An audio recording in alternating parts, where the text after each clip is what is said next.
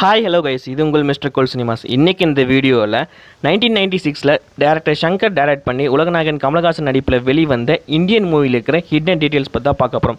வீடியோக்குள்ளே போகிறதுக்கு முன்னாடி நீங்கள் நம்ம சேனல் சப்ஸ்கிரைப் பண்ணி பெல் ஐக்கானையும் ப்ரெஸ் பண்ணிடுங்க. அண்ட் வாங்க வீடியோக்குள்ளே போகலாம். ஃபர்ஸ்ட் டீட்டெயில் வந்து இந்த படத்தில் சேனாதிபதி ஒரு கட்டத்தில் ஒரு டைலாக் சொல்கிற மாதிரி காமிச்சிருப்பாங்க. இந்தியாவில் கரப்ஷன் வந்து புற்றுநோய் மாதிரி பரவி இருக்குது அப்படிங்கிறது. இந்த ஒரு விஷயத்தை கனெக்ட் பண்ணுற மாதிரி இந்த படத்தோட ஸ்டார்டிங் சீனில் நமக்கு ஒரு நியூஸ் பேப்பர் காமிப்பாங்க. அந்த நியூஸ் பேப்பரில் பார்த்தீங்கன்னா ஒரு கார்ட்டூன் ஆர்ட் இருக்கும். அது என்ன மாதிரி இருக்கும் அப்படின்னு பார்த்தீங்கன்னா, இந்தியன் மேப்பில் வந்து நிறைய பாதிப்படைஞ்ச மாதிரி ஒரு ஆர்ட் இருக்கும். அதுக்கு மேலேயே பார்த்தீங்கன்னா தீவிர சிகிச்சையில் இந்தியா அப்படிங்கிற மாதிரி ஒரு லைனும் இது இருக்கும். ஸோ இந்தியா அந்த கரப்ஷன் வந்து ஒரு புற்றுநோய் மாதிரி பரவிட்டு இருக்குதுன்னு சொன்ன அந்த விஷயத்தை இந்த ஒரு ஆர்ட் ஒர்க் மூலிமா கனெக்ட் பண்ணியிருப்பாங்க.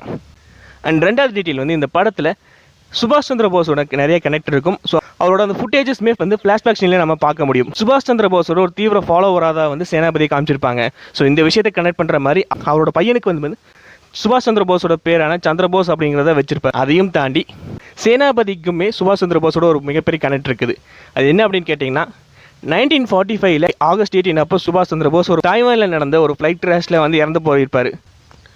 ஆனால் அவரோட டெத்தை சுற்றி ஒரு கான்ஸ்பிரசி தியரி இருக்குது. அது என்ன அப்படின்னு கேட்டிங்கன்னா, சுபாஷ் சந்திர போஸ் அந்த ஃப்ளைட் ஆக்சிடெண்ட்டில் சாகவே இல்லை, அவர் இன்னுமே வந்து வெளிநாட்டில் உயிரோடு தான் இருக்கிறாரு அப்படிங்கிற மாதிரி ஒரு தியரி இருக்குது. ஸோ இந்த விஷயத்தை கனெக்ட் பண்ணுற மாதிரி இந்த படத்தோட எண்ணிலையுமே வந்து சேனாபதி அந்த ஃப்ளைட் கிராஷில் வந்து இறந்துருக்க மாட்டார். ஸோ அதுலேருந்து தப்பிச்சு வேற ஒரு வெளிநாட்டில் வந்து உயிரோடு இருக்கிற மாதிரி காமிச்சிருப்பாங்க. அண்ட் மூணாவது டீட்டெயில் வந்து இந்த படத்தில் சேனாபதி கேரக்டர் மேக்ஸிமம் நம்ம காமிக்கும் போது மீசி இல்லாமல் தான் இருந்திருப்பார். அவர் எப்போ மீசி வச்சிருப்பார் அப்படின்னு பார்க்கையில் அவரோட ஃப்ளாஷ்பேக் சீன்லேயுமே அந்த படத்தோட எண்ணிலையும் தான் மீசி வச்சிருப்பார். இதுக்கான டீட்டெயிலிங்குமே என்ன அப்படின்னு கேட்டிங்கன்னா, இந்த படத்துலேயே அவர் சொல்லியிருப்பார் சேனாபதி ஒரு கட்டத்தில், சந்துரு பிறந்தப்போ அவனுக்கு குத்துமே அப்படிங்கிறதுக்காக நான் மீசை எடுத்தேன் ஒரு விஷயத்தை மென்ஷன் பண்ணியிருப்பாரு. இப்போ வந்து தன்னோட மகனை இழந்தாரோ அந்த ஒரு டைமில் மகனுக்காக எடுத்த மீசையை திரும்ப வளர்க்க ஆரம்பிச்சிருப்பாரு.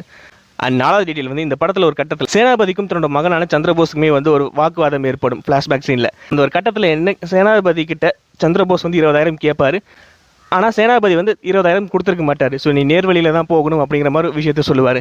இந்த விஷயத்தை கேட்டு சந்துரு என்ன சொல்லுவார்னா, நீங்கள் வந்து ஒரு பழைய ஆள், உங்களுக்கு எது சரி எது தப்புன்னே தெரியல அப்படிங்கிற மாதிரி சொல்லுவார். ஸோ அந்த ஒரு டைமில் சந்துரு போட்டிருக்கிற அந்த டிஷர்ட்டில் ஒரு சில வேர்டிங்ஸ் இருக்கிற மாதிரி காமிச்சிருப்பாங்க. ஸோ அது என்ன வேர்டிங்ஸ் அப்படின்னு நோட் பண்ணி பார்க்கல, no one has to tell you what's right அப்படிங்கிற மாதிரி ஒரு வேர்டிங்ஸ் இருக்கும். ஆக்சுவலாக இந்த வேர்டிங்ஸ் வந்து அந்த சீனோடையும் பயங்கரமாக கனெக்ட் ஆகும். ஏன்னா சந்துரு பொறுத்த வரைக்கும் இந்த மாதிரி பணம் கொடுத்தா தான் நமக்கு வேலை சீக்கிரம் கிடைக்கும் அப்படிங்கிற மாதிரி ஒரு தாட்டில் இருக்கிறார்.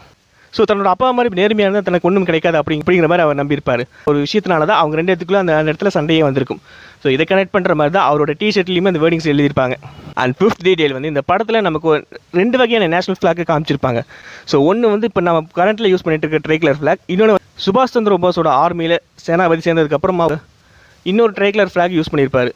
ஆக்சுவலாக 1931 1947 ஜூலை 22 வரைக்குமே வந்து இந்த ஃப்ளாக் தான் வந்து இந்தியாவோட ஃப்ளாகாக இருந்திருக்குது. இப்போ நம்ம யூஸ் பண்ணிட்டு இருக்க இந்தியன் ஃப்ளாக் வந்து 22 ஜூலை 1947 அப்புறம் கிரியேட் பண்ணப்பட்ட ஃப்ளாக். அதனால தான் வந்து கப்பலேறி போயாச்சு சாங்கோட ஸ்டார்டிங் சீனில் நமக்கு வந்து இப்போ யூஸ் பண்ணிட்டு இருக்கிற ஃப்ளாகும், ஆனால் அதுக்கு முன்னாடி நடந்த சீனில் வந்து இந்த பழைய ஃப்ளாகும் காமிச்சிருப்பாங்க. அண்ட் சிக்ஸ்த் டீட்டெயில் வந்து இந்த படத்தில் சங்கரோட முந்தைய படமான ஜென்டில்மேனுக்கான ஒரு ரெஃபரன்ஸுமே வச்சுருப்பாங்க.